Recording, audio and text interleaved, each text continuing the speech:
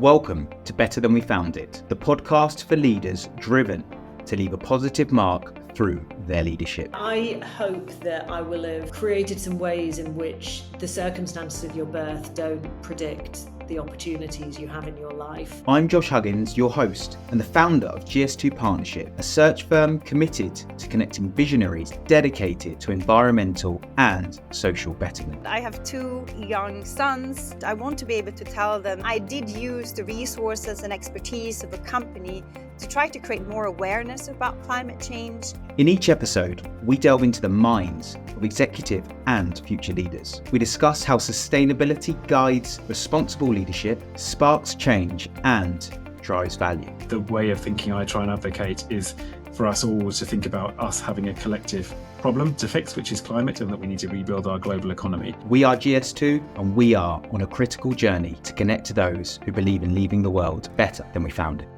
Hello and welcome back to another episode of Better Than We Found It. On today's show, I have the circular economy queen of Sweden, Elin Bergman, join me. Elin, who is very well known to probably lots of you. She's a LinkedIn top green voice. She's amassed a big following through her views and her advocacy for circular economy in the world. It's a fantastic episode where we dive into the principles of circular economy, why it's important, but also Elin's career and the very squiggly career path she's had and the personal adventures that she's had along that journey. So if you're interested in hearing about someone who's at the cutting edge of circular economy, but has also had a fascinating life journey alongside that, then this is definitely for you. So let's dive right in. So Elin, welcome to Better Than We Found It. Thank you so much. It's great to have you here. It's been a little while for us to get this episode booked in from when we first spoke. So I'm glad the day has finally come, albeit lots going on in both of our worlds at the moment. So thank you for making the time. Sure. I'd love to start with, if you could just give an overview of yourself, who you are and what you do. I've done a little intro beforehand, but I could never do it justice. So it'd be great if you could perhaps just give an overview of yourself. Yeah, so I work as a circular impact officer at a business network called Cradlenet, and we're all about accelerating the transition to a circular economy in Sweden, the Nordics, Europe, and the world. I also co-founded another organization in 2018 called the Nordic Circular Hotspot. And I've kind of become the kind of circular economy queen of Sweden these days. So I'm all about circularity in everything I do. Brilliant. Well, love to get into it. I think, as you said, and I think it might be your tagline on LinkedIn, the circular economy queen of Sweden, and probably further afield as well. So if you were to give an overview of where you think the progression of circularity is in I suppose the global economy right now, where would you say that we are? Well, we are extremely little circular. I don't know if the audience know what circularity means, but it's like we have just a certain amount of resources on the planet, right? So what we've been doing the last 100 years is just wasting it away. We're throwing it into garbage dumps or we're burning it just in a ever increasing rapid pace. But we only have a certain amount of resources, and circular economy is about how can we make sure we use those precious resources in such a good way as possible, but also keep the value as high as possible. And right now, the planet is only 7.2% circular, which means that we're wasting away more than 90% of all the resources, which is means that we're burning money, basically. And we're destroying resources that the coming generations are in need of. So when you say 7.2%, how does that get calculated? What's the method in which that figure is determined? Yeah, so there's an organization called Circle Economy. They're also members of Cradlenet. They make a circularity gap report every year where they look at all the resources and all the information they can get from all the countries in the world, basically, and see, what's wasted and not. So they try to, of course, it's like a very overarching, calculation, but it's gone actually in the wrong direction. It's gone from 9.2 to 7.2% circular. So it's going, we're wasting more and more. So I can get into details exactly how they do it, but I don't think we have time for that. No, no. The purpose of this will stay away from the more technical stuff than I am definitely qualified for. I'm sure you could do that. And talking of making things easy to understand, particularly for me, the circular economy is, of course, a buzzword like many others within sustainability that people may have heard of but not quite understand. If you're explaining it to someone's grandmother or perhaps even me, how would you do it, and how would you simply define what it is? Well, I kind of did it just now, but I think you can do it in a very easy way as well if you're using your cell phone. Everybody owns a cell phone, usually. And if you take that and I mean, right now we use them for like 18 months and then we get new ones. And they are full with precious metals and, resources that will be depleted if we keep doing what we're doing. But if you design it in a circular way, maybe we will design it so they last for generations instead. And then you need to really design it in a totally different way. Right now, when the cell phone breaks, it's easier sometimes to just buy a new one than to repair it because it's costs more and it's a bit of a process to do that. So why don't you just buy a new one? But we should just make sure we don't do that because right now, Apple's and the Samsung, everybody's struggling because the resources are getting scarce and scarce already. So it's a big risk to keep just throwing away old phones. And right now we're dumping them in electric waste dumps in Africa, for instance. And they're filled with gold and cobalt and lithium and all of these things that we need for the green revolution or evolution and transition. Anyway, so if you really look at one thing, the cell phone, and make sure they last forever, just imagine the amount of energy we can save if we don't need to, dig a new mine for every single phone we create. We don't have to ship the metals and the minerals to make different types of components.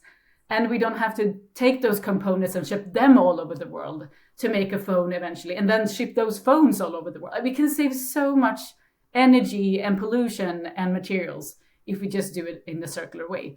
So this is what we should do with everything: cars, houses, infrastructure, everything. Then it's circular. And we are living extremely linear right now. Understand, and I can see the passion in your voice when you talk about it.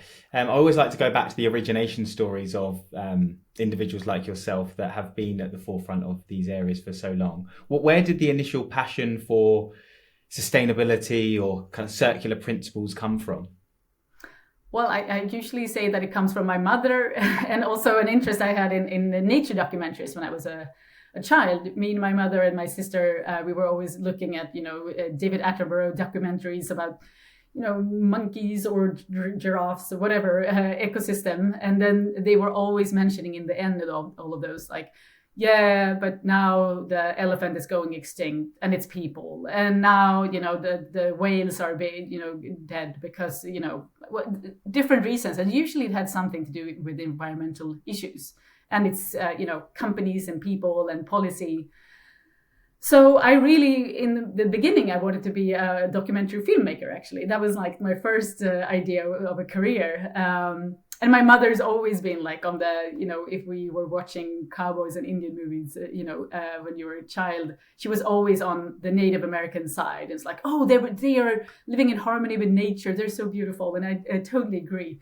So I kind of got it on an early stage. And then I heard from people when I was a teenager, I was always like annoying and like, don't throw things on the street. I was always nagging people to behave and take care of nature. So I think it's always been with me. But then I kind of lost my way for a while. I was kind of really into, movies and computer games and things when I was at university. I was also into environmental issues, but the first job I got was in the computer games industry.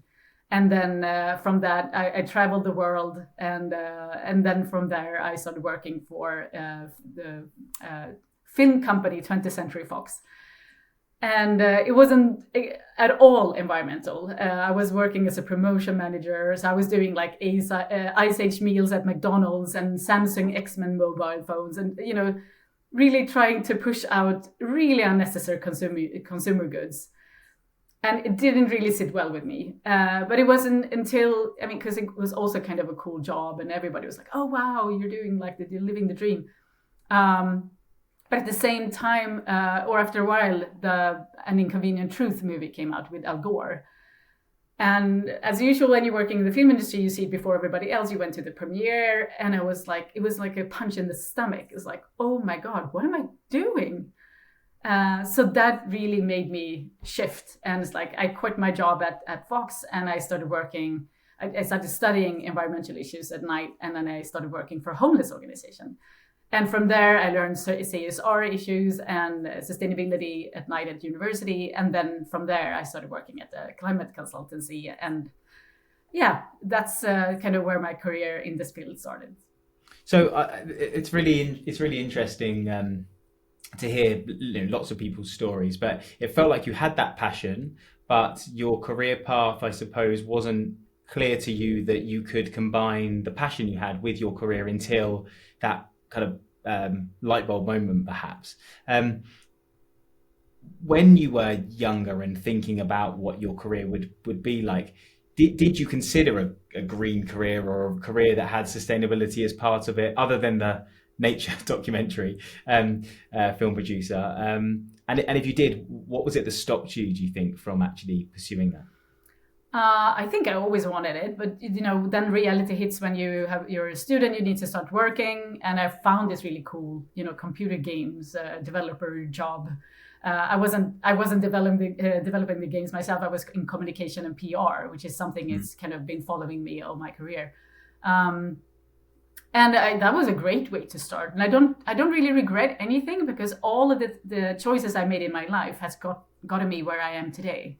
So, and I learned so much, and I've been so used to speaking at, CEOs, high-level CEOs of really, really big international global companies from an early age. And I think that's also why I'm so good at communicating with companies and, others around, because I've always been about communication and how can we make these complicated things easy to understand. So I think it's always good to have been on the other side as well. For sure, I understand. I hear lots of people talk about An Inconvenient Truth and other things that have played a pivotal role in their journey, but it feels like it was quite a stark, as you say, punch in the stomach and shift for you to make action. When you did that, then at that point, then how clear were you of what career path could look like when you made that choice to start studying?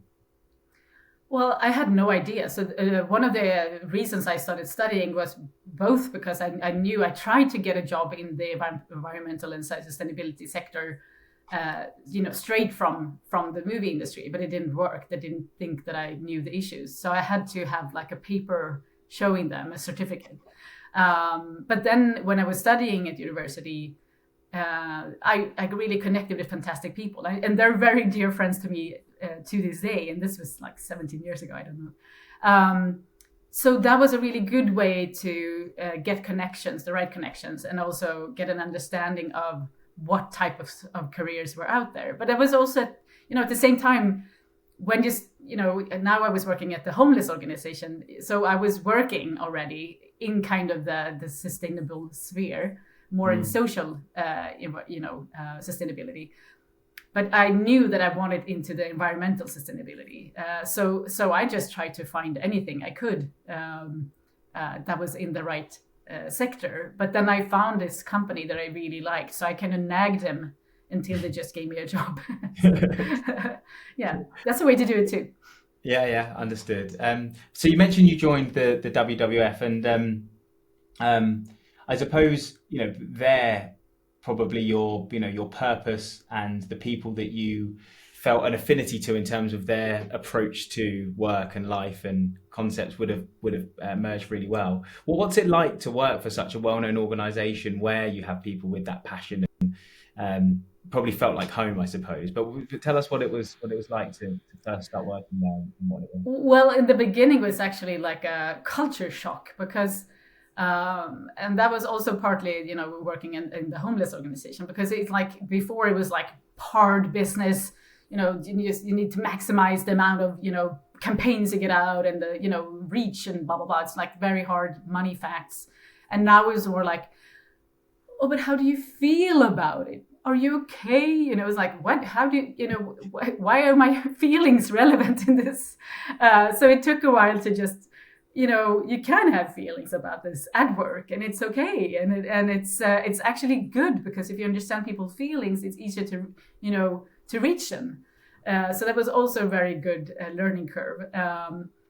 But I was also working, before I started working at WWF, I was working at different sustainability environment consultants. And that's where I learned the power of networks, which I then took with me into WWF, and also at the, where I'm at now, because I could really see, we were running this, or we started this climate network called the Haga Initiative in Sweden, where we tried to challenge the current, at that time, business sector, business association that was like very climate skeptic at the time. They were like, no, we can't, do all this. We can't lower the carbon emissions because it will affect our profits badly, blah, blah, blah. So we gathered all the big companies we could find, like Coca-Cola and McDonald's and all of these, and said, are you in agreement with this? Or do you think that climate action can go hand in hand with profit? And do you want to, network up with us and show that it's possible? So we got really fantastic 16 big companies that were challenging the communication at the time. And it went really, really well. So I took that with me when I started WWF, and started, not just me, of course, but with this fantastic WWF colleagues, started a lot of different networks and initiatives, like the Sustainable Food Initiative, for instance, Food Chain Initiative. And also I started a circular initiative, the Baltic Stewardship Initiative, to make sure, the nutrients in the food sector gets circulated back into an ecosystem. Everything now they're just washed out into the Baltic Sea, killing the Baltic Sea, which seems like a very big waste. So everything, all the steps I've taken has always been really good in the next career I had, or the next job I had. For sure. And there was a couple of things that stood out to me about your time at WWF. And I don't know whether this says something about the WWF, whether it says something about you, whether it says something about both the organisation and you. But you did two really cool things, I think, in that time I'd love to highlight. So as I understand it, in 2016, you sailed to the Caribbean with your family, which sounds like an absolute dream. My heritage is Caribbean. My dad and my grandparents are from Trinidad and Tobago, so we spent a lot of time there as children, but we certainly didn't sail there. So I'm really keen to dive into that. And secondly, in 2018, you co-founded Nordic Circular Hotspot. So if we go to the first thing, how did that adventure come to be, and how did you get the time to do it? And also, how did it sort of shape your further perspective on sustainability and the work that you do? Well, actually, first of all, I got into circular economy because I'm a sailor. I've been sailing all my life, and I've been sailing around Spitsbergen and Svalbard, and New Zealand and in the Mediterranean. So sailing is a big part of my life. And I saw a lecture with Ellen MacArthur in 2013 here in Stockholm, and that was also a punch in the stomach, kind of, or more like a eureka moment, when it's like, this is what I'm going to dedicate my life to. And she starts her whole lecture by talking about her sailboat as a planet. Like, she sailed single-handedly around the world, and she won broke a world record and everything. So she's like super famous in the UK. Of course, you probably already know about her. But she was using the boat like, if I would start sailing and I have a certain amount of water and food and energy, and I eat everything the first day, drink all the water, use up all the energy, I wouldn't make it, right? You have to make sure you're kind of just using it so much so it lasts for the whole trip. So for me, it was just like, it made so much sense. So I actually contacted Cradlenet after that, because they were the ones who invited her to this lecture. And after that, I got involved with the organization. So that was that's a side note. But anyway, so talking about my sailing adventure, I got, of course, very inspired by Ellen MacArthur. Actually, the reason why I went sailing was because I met my ex on Tinder, and then we were dating for a year. He's also a sailor, and he was working at this job for a very long time in the, I guess it's like a phone operator company. And he was very bored. I think he worked there for 11 years or something. And I'd worked 3 years at WWF, and I saw on him that he needed a break to figure out what he wanted to do next in his career. And both of us, we kind of met through Tinder, talking about like, oh, I want to sail around the world one day. So that was kind of like the reason we kind of clicked. And then we were just, I think we were on a vacation, Christmas vacation or something. I think it was even New Year's Eve or New Year's Day, I can't remember. When we were like, but isn't it time to go sailing then? Let's do it. And we kind of looked if we had the finances. We checked with our jobs if we could get a year off. And we also checked with my ex's son's mother, because he's not my son. But and she was so nice to just lend him to us for 7 weeks or so. And then he had to go home for 6 or 7 weeks. And it was like, nobody said, no, you can't do this. So I think it was 8 months after we decided. We had bought a boat in the Netherlands, sailed it up to Sweden, renovated it, installed all the equipment. And then we were just saying bye to everybody. It's like, oh my God, we're doing this. And then we sailed for 1 year and 1 month to the Caribbean and back. And we went to Tobago, which is one of my favorite islands, by the way. It's so amazing. It was one of the most fantastic experiences of my life, of course. Did you experience Pigeon Point? Yeah, of course. Pigeon Point, yeah. So that was the place we used to spend our summers for sure. Oh, so, wow. Yeah. Oh, lovely. Amazing. So no, but and the thing that I learned from it, it's like, because I've been in so many dangerous situations and storms and things, and I was the captain of the boat. And now when you're in the business sphere and you're stressed sometimes, or you have tough situations, you know that if you can survive sailing around the world with a 5-year-old and a guy you met just 1 year ahead, you can survive anything, and you're very sure of yourself. So I think that's a good foundation to have as a person. I think I'm very, based, or whatever you call it. Like I know what I can do, and I think I've been challenged more than most people. Absolutely. I mean, I wouldn't know where to start. I'm not a sailor at all, and the thought of the open seas on something which I suppose in the grand scheme of things is probably not very big, fills me with fear, but I love the adventure of it and the idea of it as well. So yeah, it sounds incredible. And it's also a reason why we did it, is also because I stopped flying 12 years ago because of climate change. And I love traveling, and sailing is the most sustainable way to travel and see the world. So I think that's a great idea. And also one thing that kind of I learned, or I guess it was not such a nice experience, but I saw plastic coming towards the boat, or we were just seeing pieces of plastic every single day out in the middle of Atlantic. So yeah, it's not nice out there. What was the scariest moment on the trip? Actually, it was sailing between Barbados and Tobago, because we got into an enormous storm. I don't know if you saw the storm that was at Fonterra now in the Mediterranean, because a lot of sailboats crashed. And we were in those types of wind, but we were out in the middle of the ocean, and we were like thunder and lightning around the boat. And it was one of the worst 24 hours of my life, and it felt like 6 years. But survived that too. Yeah. So you said in the new year, when you made that kind of decision to do it and check with the WWF that they would allow you to do it. So what was that like? Was there a policy in place that allowed you to do that? How did that work? No, I think that's the beauty of WWF. I mean, they are very understanding of. I mean, we have something, or they have. It's not we anymore. Called secondments. So it's very easy to find if you want to start working for any of the other offices for a while and help them out with something, or join for a project in Africa or Asia, or whatever.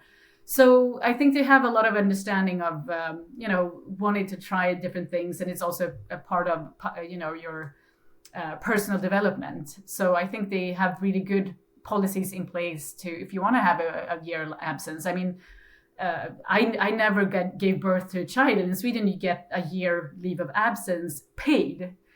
Now I wanted a year of absence unpaid. So they were like, yeah, sure, go ahead. Yeah, absolutely. And then I mentioned that in 2018 you co-founded the Nordic Circular Hotspot. So one, interested if you could share a bit about what the organisation is, but also how it went from that sort of idea to something that was a far more prominent and is today. Really keen to hear about how that happened whilst you were, of course, still working within an organisation. Yeah, so I was actually working full-time at WWF at the time this kind of idea came about. I was also working at Cradlenet because the first 7 years I was doing it on a voluntary basis on my spare time. So I've been working 3-4 years now full-time for Cradlenet. Anyway, so they, as part of like learning new things, I went to a conference in the Netherlands called the Circular Economy Week. And it was arranged by the Holland Circular Hotspot. And it was a fantastic event, super high level, ministers, prime ministers, everybody was like super involved, showing that the Netherlands really thought that circular economy is something we should take very seriously and work together to do. And also they started the Holland Circular Hotspot as a joint venture between business, academia, and the government.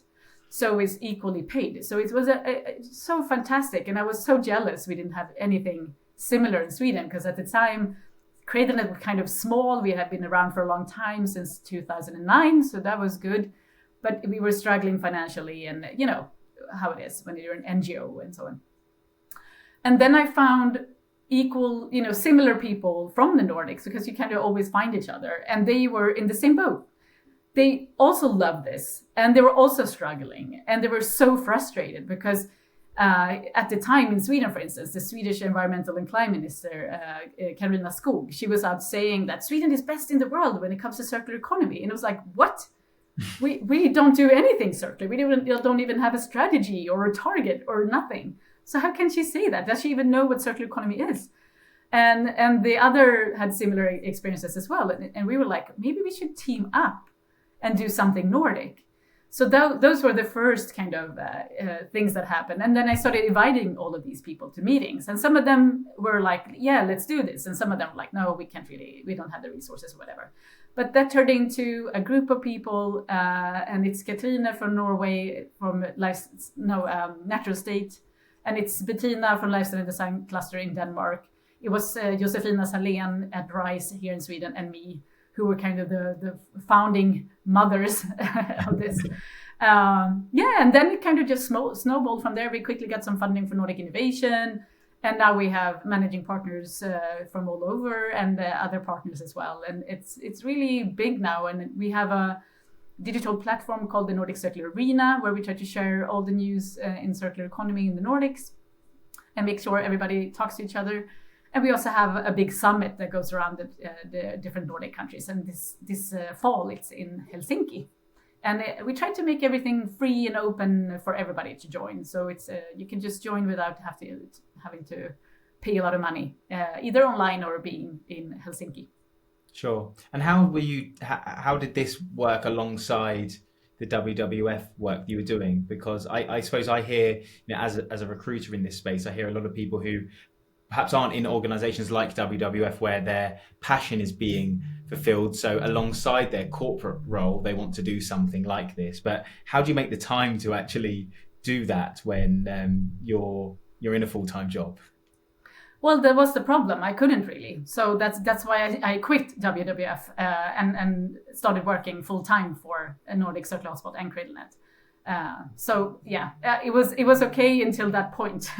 And then it was like, I can't have 3 full-time jobs. It doesn't work. So for sure. Yeah, absolutely. So what was the trigger? What was the trigger point that made you realize it could be something that was going from a passion project to something that was a full-time role? It could pay you, and it could be something that you could do, rather than relying on the corporate full-time role with WWF. Well, one of the reasons that we got the funding for Nordic Innovation, because that if we had some more base funding, then I could actually have a salary, so I could quit my job at WWF. And then when you also started working more full time for Cradlenet, then you can take care of the members you have and so on. And then it started growing. So when I quit WWF, I think we had at Cradlenet 30 members or so, company members, and now we have almost 150. So it's a big difference if you really can, have time to take care of them and do things for them, so they get really good services and so on. For sure. So moving back to Cradlenet then. So could you just recap again what the mission is of the organisation and how it achieves it through the business model that it has and how it works? Cradlenet is a membership network, a membership organization. So we have both companies and private people as members, but we're focusing on the businesses. They get more, so you pay a very small sum if you're a private member. We try to accelerate the transition to circular economy. That's all we do. That's like the goal and target. And we even say that we need to have circularity in place in Sweden by 2035 in order to meet the climate target, which is set to 2045, which is making Sweden climate net neutral. So one thing is the network. We try to make sure the companies know each other, do business with each other. We match-make them and so on. Another part is that we try to build knowledge and spread knowledge. So we try to, we have something called Circular Fridays every Friday, which is our member meetings. It's kind of unique that you meet the members every Friday. And there we invite a scientist, experts, the members themselves, anybody who has something new to talk about circular economy. And they do a lecture and then the members can ask questions. And we always start these sessions with 10 minutes news from around the world about circular economy. So you also don't have to do that. So it's kind of unique because there's a lot of reports and projects done, but it doesn't really reach the business sector. So this is a very unique way to make it, hard, tough, heavy reports, easy to understand. And you can also ask the report writers themselves, like, okay, how does this apply to my business, for instance? So I think it's really good. And we have recorded over 110 Circular Fridays so far. So we're also building this knowledge library. So that's one part. And then when it comes to knowledge, where we see knowledge gaps, we try to fill them. So we do projects where we, see that, for instance, we did a big project for a couple of years ago together with Stena Circular Consulting, where we looked at the business model, product as a service, PaaS, where we saw that a lot of the members of Cradlenet tried these business models. They came in as members, small startups, and they didn't succeed. They went bankrupt. So we were like, why is it working for some companies and why is it working for some others? What's the difference? So we made this big study. We interviewed both the successful ones, the semi-successful ones, and the ones that failed, and asked them what's the difference here. And we found 9 critical challenges. And we don't only want to, make a report about those 9 critical challenges, which we also did. A big consultancy report, you can read it and it's free, it's online. But we also developed a methodology. Like, if you want to try this business model out, this is what you should do and this is what you shouldn't do. So we try to, whatever we do in projects when it comes to knowledge, we also try to make sure it's not only a big report, it's something tangible, concrete, which you can try. And this is how we try to accelerate the transition. Now we just made the 3rd Circular Economy Outlook report. We did this in 2018 and 2021, and now we did one for Sweden before the summer, which we launched, where we looked at all the companies who are listed in Sweden, small cap, mid cap, large cap. Before we only looked at the large cap companies. And when we did the first report in 2018, we asked them, do you have a circular economy strategy? Do you have a target? What does it look like? And when we asked them at that time, nobody knew what circular economy was. And if they knew, they thought it was recycling. They were like, yeah, we recycle paper. And it was like, no, that's not circular economy. Anyway, so 30% of the respondents had something to do with circular economy, but it wasn't really. And then when we did it again in 2018, now they knew what it was. They were talking about like new business models and, resource efficiency and things, but it wasn't more than 30% that had a strategy or a target. And now when we did it before summer, 90% of the companies are saying that they have a circular strategy. And they even talk about like what type of R strategy they're using. So it's like, oh my God, there's a tipping point here and we can see it in real time. It's amazing. So that's just some examples of what we do. For sure. And I'm interested to know, I don't know whether you survey this, but interesting to know the rise of the circular economy role in the organization. Is it a role? Is it a concept that organizations should be developing regardless of the role? Or is there a point where that role in a function, whether it's in the sustainability function or another function, actually does drive that change? Do you have any research on that? Yeah, so right now you can see everybody's vacuuming, the everything for circular economy expertise, because now the EU legislation or regulation, CSRD, where you have to report on circularity is coming. So now everybody's panicking. They have no idea how to do this. So they need expertise. So this is really good if you're a student. You should really get into this because everybody needs to have this knowledge. But what I usually said, and which I've been saying the last 10 years, is yes, it's good to have someone in charge of circularity, just as you have in finance or whatever, but everybody should own it. Because resource efficiency goes from the board down to the floor or whatever you have, what type of organization you have. It's everybody's responsibility. And the good thing, the beautiful thing about circular economy, if I can compare it to WWF and the messaging they have, which kind of is a bit frustrating, is that they say, you have to stop emitting carbon, you have to stop polluting, stop. But in circular economy, it's not about stopping. It's about doing more with less. It's about smart business models. It's about like services instead. You can be as profitable. Just don't use so much resources and don't destroy the planet. You can do things within the planetary boundaries, and you can actually make sure people live in harmony with nature. It's beautiful. And companies understand this. And this is also something that everybody in the company needs to understand, that it's not about you don't even have to mention environmental thing. It's good for the environment or the climate. That could be by effects. It's good for your business and you will make more money, and it's good for, lowering the risk of the company. So, and now it's not a choice anymore. Everybody has to be circular because it's the EU Circular Economy Action Plan. So if you're in the European Union, everybody's going to start reporting. And even if you're outside, everybody is in the value chains of European companies somehow. Mm-hmm. So they have to also, know what they're doing. So it's affecting the planet very fast.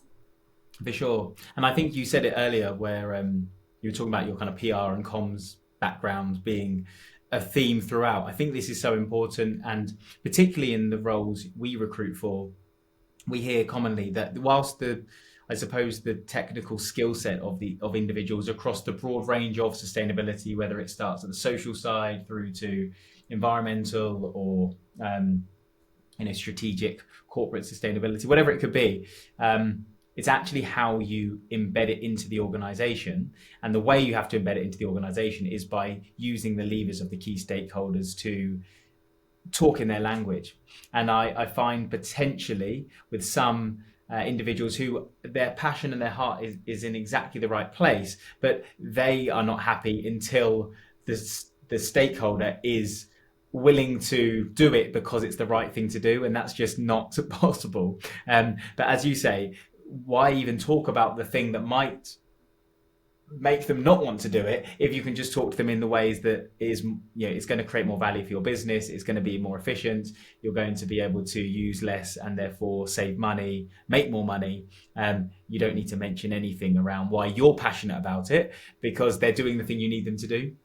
Exactly. And I think it's interesting to see this shift in the type of individual companies are recruiting for these roles to ensure that actually they get the right people that can drive that change.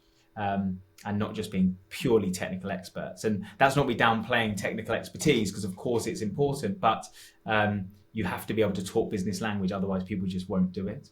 Exactly.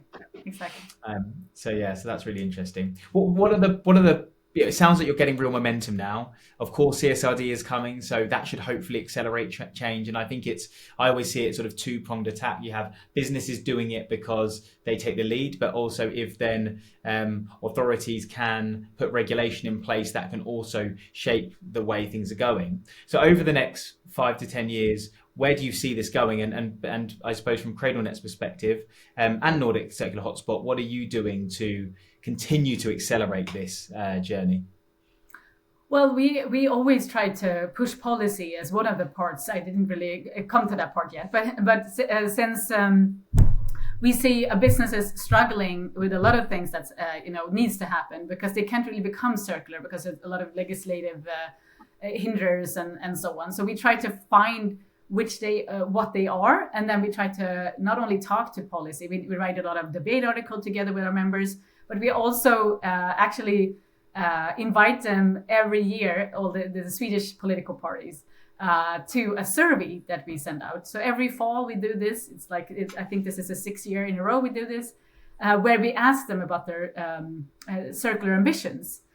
And they also have to say what type of policy suggestions are made, and what's been actually happened and come through. And then we get the answers and we rank them, and then we invite them to an event where they have to stand and either do the walk of shame or take the prize as the best the best party. And it's been extremely successful, because this is a fantastic way of educating them. Because in the first year, 6 years ago when we did this, they didn't know anything. They talked about recycling, again, like the companies were doing and so on. But now they know, and they made really fantastic suggestions. And I think many of the policy reports we've written with really concrete suggestions, they come from us. And it needs to start somewhere. And they're really happy to get the guidance and the suggestions, because if they don't know about it, they just read whatever they can find. And when we started, there was nothing written. So, and we try to not only talk about this is a list of 5 things you should do, or we even have a 32-point list. We don't give up until they're done. So we remind them every single year. And we also did the same now before the EU election. Which was the first time we did this. And it gets a lot of media and a lot of people coming to the events. So I think, it's a good way to change things. And then in combination with debate articles and things. Sure. Yeah, absolutely. And obviously, something like this, where it's creating, fundamental systemic change of how people are considering how the ecosystems work for the better, of course, but people don't like change so much. So what are perhaps one of the things you hear about circular economy, or the barriers people put up that really drives you mad, that you think is easy to overcome, or perhaps just people being lazy, of not wanting to push something that could be really beneficial to the ecosystem? Oh, there's so many things. Oh my God. We're just in Sweden, we're consuming we have 5 planets, and it's it's so unsustainable. I didn't even tell you that Sweden is only 3.2% circular. No, 3.4. So we are even worse than the global average. And we have the story about us being super sustainable in Sweden. And it's no, we're not. And the reason for that is because we are buying clothes like crazy people. We have clothes for 7 generations, and we have everybody owns a car, and they're heavy cars, because sometimes in the winter we have a snowstorm, so why don't we buy a tractor? It's come on. And we have many houses. We have big houses. We have too much space we don't need. And we buy so much stuff that we're drowning in it, basically. So some of the biggest anxieties we have is that we have our attics and cellars full of crap we don't even know what we have. So there's so many systematic problems. And we know that buying stuff doesn't make us happier. And I try to be a role model in this. I don't buy anything new. This is Selfie, for instance. It's somebody pre-owned this. And you can look fabulous without, buying new stuff every week. You just try to buy stuff that lasts, that you will like for a long, long time, and also high quality. It's not like you have to, move back into caves again in the Stone Age. You can actually have a fabulous life, live a rich, thriving life, when you're circular. It's just, you don't need to be, have the anxiety of having stuff you don't even know what you have. And then you can, save a lot of money at the same time. So yeah, focus on the more important stuff. Sure. And again, your passion and optimism comes through. But I think sometimes I talk to people and perhaps they feel it's perhaps a bit too late, or it's very doom and gloom about making a difference. So how do you keep that energy, passion, positivity alive with such a big challenge that we are facing? Well, first of all, I'm a total optimist, and I don't really. I think it's it's a genetic thing. But I really love the quote from one of my favorite movies. It's called Home. And it's going through environmental issues, and it's also very depressing in the beginning, but it ends very hopeful. But in the end, they say a fantastic quote that I'm living, or try to live anyway. And it's too late to be a pessimist. So that's what I do. I mean, it's really too late. And if we're screwed, yeah, then be it. But I will have worked my hardest to make sure it doesn't happen.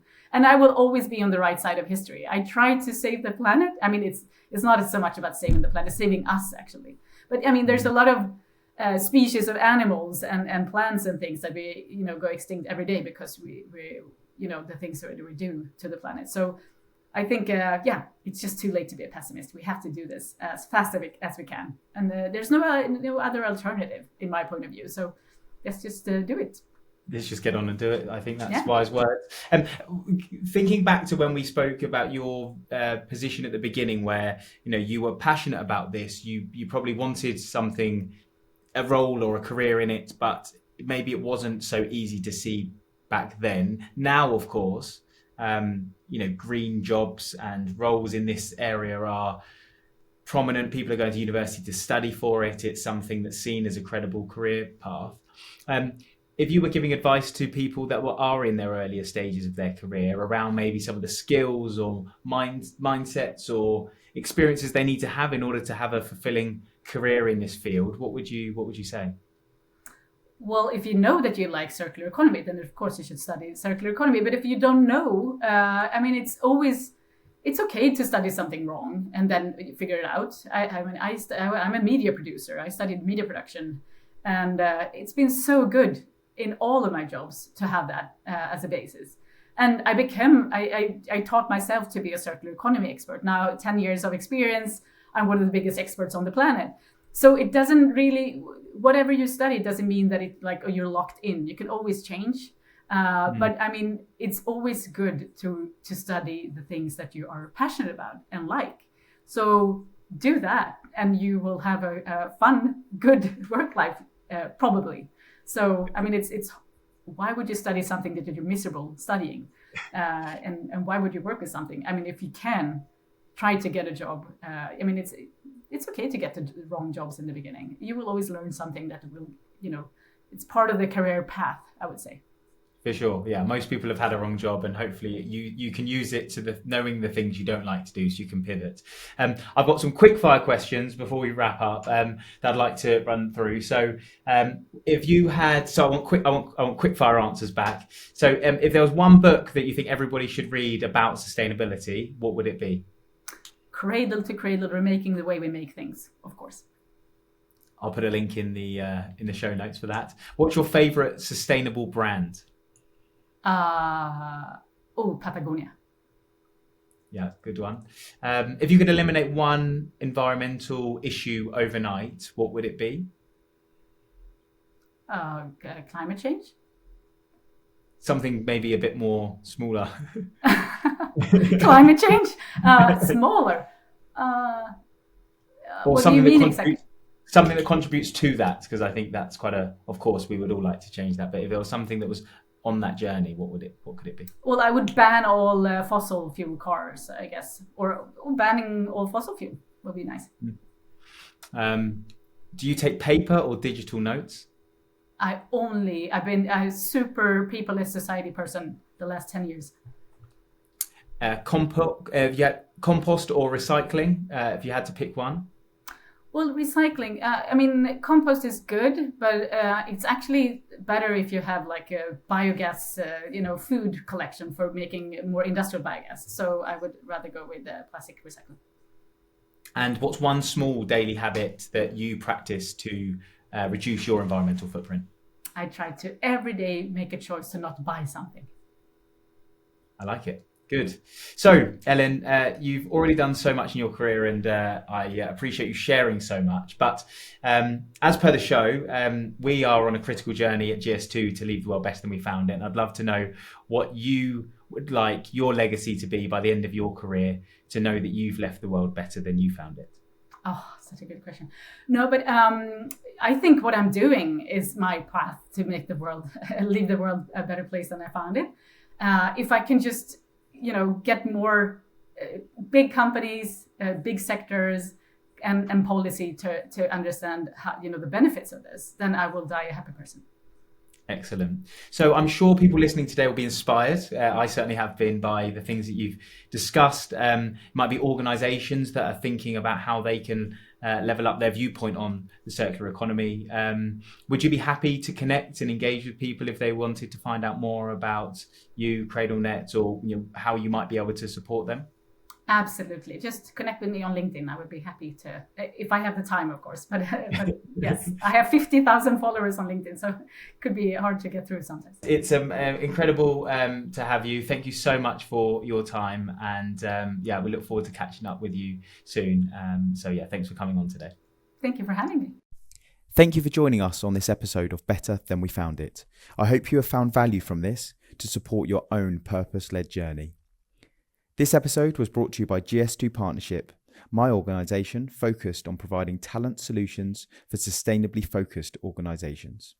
We are driven by our purpose of connecting the people who believe in leaving the world better than we found it. If you are looking for a partner to support you with your hiring plans, or you are looking for your own career next steps, please reach out to us or personally drop me a message on LinkedIn. It's great to hear from listeners to the podcast, and I would welcome the opportunity to talk to you. Thank you very much, and stay tuned for our next episode.